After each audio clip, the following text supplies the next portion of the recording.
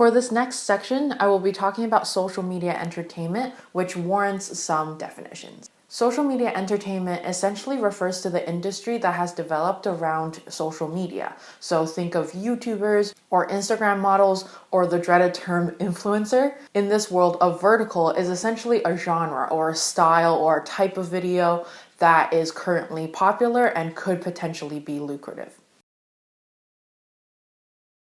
So, as previously mentioned, digital media is becoming increasingly important in our current mediascape, especially in South Korea, a leading user and manufacturer of all things digital. The major digital media categories are video games, online video and live streaming, online publishing, and online music distribution. All of these are thriving in Korea, but I wanted to focus particularly on online video and live streaming, an area in which Korea's global influence is becoming increasingly noticeable outside the realms of traditional media such as film and TV. Previously, Korea has had strong local platforms, which has dominated its domestic digital media market. But recently, global players like YouTube are moving in. While this poses a threat to local platforms, it also provides an opportunity for Korean creators to find a larger audience and to have Korean-originated verticals be even more impactful in larger scale platforms. But I'm getting ahead of myself. Let's talk about those local platforms first. VLive, owned by Naver, is a video and live streaming platform with 20 million monthly visits. 27% of this traffic is from Korea, 10% is from the US, followed by Indonesia, Thailand, and the Philippines. According to the website SimilarWeb, VLive is ranked globally at 2,638th and in Korea at 206th. The platform specializes in connecting K-pop stars to fans on a daily basis and has 1,390 K-pop channels. The top creators include BTS with 23.5 million followers, Blackpink with 11 million, and EXO with 10.9 million. They represent the celebrity or the idol vertical.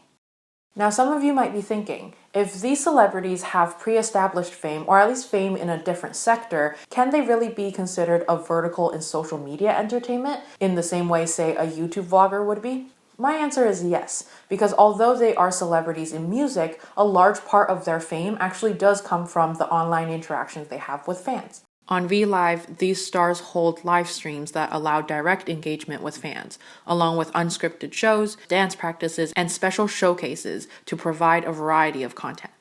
Users can watch for free, but they can also enhance their engagement through a series of paid services, such as VLive Plus, which gives them unreleased downloadable content, CH Plus, which offers premium content with a subscription, and Vcoin, which is e-currency that is used to purchase specific products.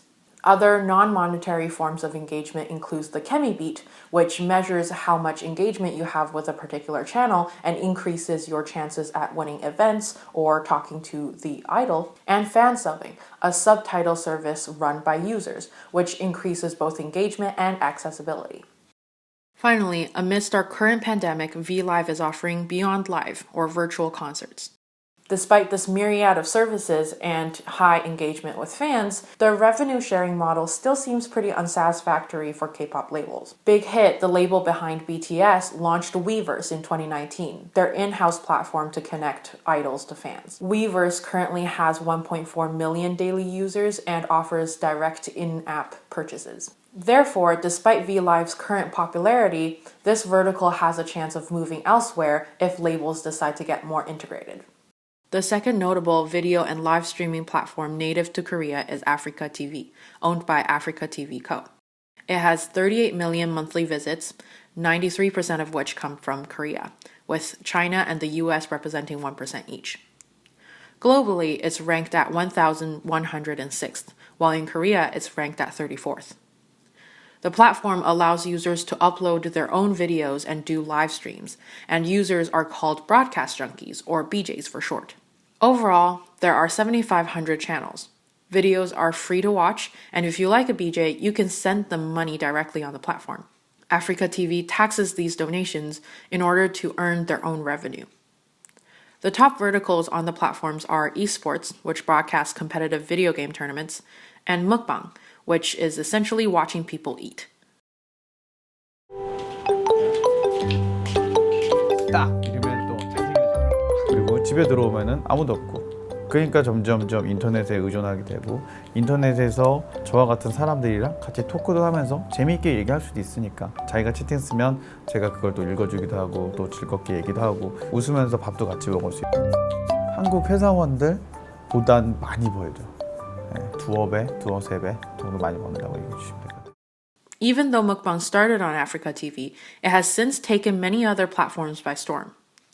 YouTube, for example, now has a healthy cohort of mukbang YouTubers who rely on sponsorships and ad revenue since this is how monetization works on YouTube. Shout out to my sponsor, giving these away for free. While YouTube is thriving, AfreecaTV has faltered under a bad reputation, with scandals in streaming content illegally, sexually exploitative activities, and discrimination against people with disabilities on its platform. Beyond AfreecaTV, many other platforms have faltered as YouTube entered the market.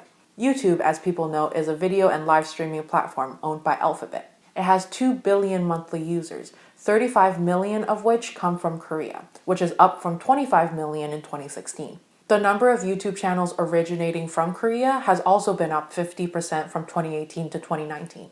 Globally, YouTube is ranked second, and in Korea, it's ranked third. The top searches in Korea can be categorized into TV show clips, dogs, celebrity channels, ASMR, and esports. I'll be focusing on 3 verticals in which Korean channels play a significant role. The first one is ASMR, which is content that uses sound to trigger pleasant visceral sensations in the listener. 안녕하세요. The vertical doesn't originate in Korea, but is highly popular there, as represented in the top searches. Top Korean creators include Jane ASMR and Hanyu ASMR. The vertical is often mixed with mukbang since sounds of eating can also be very enjoyable and mesmerizing.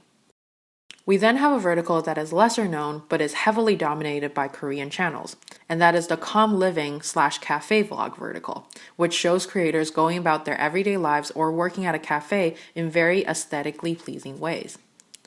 The vertical is closely tied to minimalist living and also has roots in Japanese and other East Asian channels.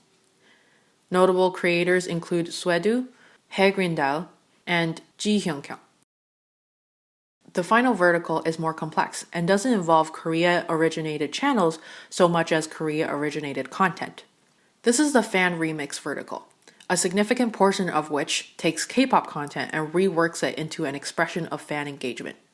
Top creators include Cameron Philip K, ChimChimTrash, and the React channel, none of which are obviously based in Korea or forefront a Korean origin.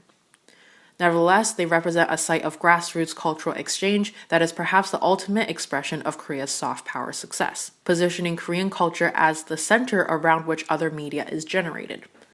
Fan remixes now have also been fed back to Korean stars, representing a truly two-way exchange. I know what I want. Therefore, although these channels aren't Korean themselves, they are worth mentioning when we are considering the power and spread of Korean cultural products online. Overall, given all of the verticals that we've covered, we can see the important role that Korea plays in online video and live streaming. Although the market might have started off on local services, Korean content has now entered global platforms and has become so influential that creators from other countries are beginning to hop on to Korean trends and making it their own. Therefore, as with traditional media, Korean digital media also finds a major part of its market outside of its borders. As an extra note, I did want to emphasize that this was only a small portion of digital media and doesn't include the whole scope of what Korea is involved in. Korea is huge in esports, for example, with a lot of championships under its belt, as well as online publishing if we consider apps like Webtoon. If you guys are at all interested in those topics, please leave me a comment below and I can dig into those in the future. Thanks for watching this part 4. I hope it was interesting. I hope it was informative. And I will see you guys for the final grand finale on K-pop. Bye!